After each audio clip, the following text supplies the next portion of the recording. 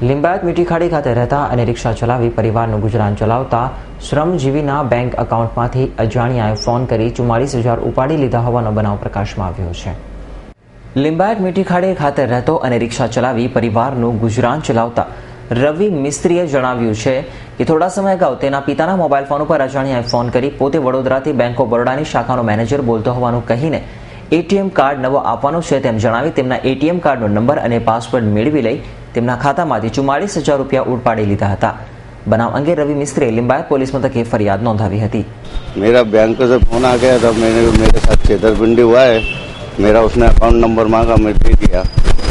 उसके बाद उसने मुझे मोबाइल बंद करने का बोला. मैं मोबाइल बंद नहीं किया तो मैसेज चालू हो गया पैसा निकलने का. कितना पैसा गया?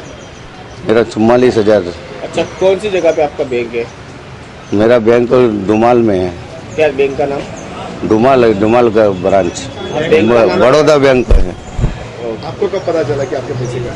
तुरंत ही पता चल गया. उसने मुझे बंद करने का बोला. क्या कब पता चला? 4 तारीख. आपने पुलिस फरियाद की? हाँ, पुलिस फरियाद क्या की. जवाब मिला? जवाब मिला कि बोले हमने तुम्हारा लिखान ले लिए है, हम तपास चालू कर रहे हैं. ત્યારે હાલ તો ફોન કરી બેંક ગ્રાહકો સાથે થતી હજારોની અને લાખોની છેતરપિંડીને પોલીસ ક્યારે અટકાવશે તે જોવું રહ્યું.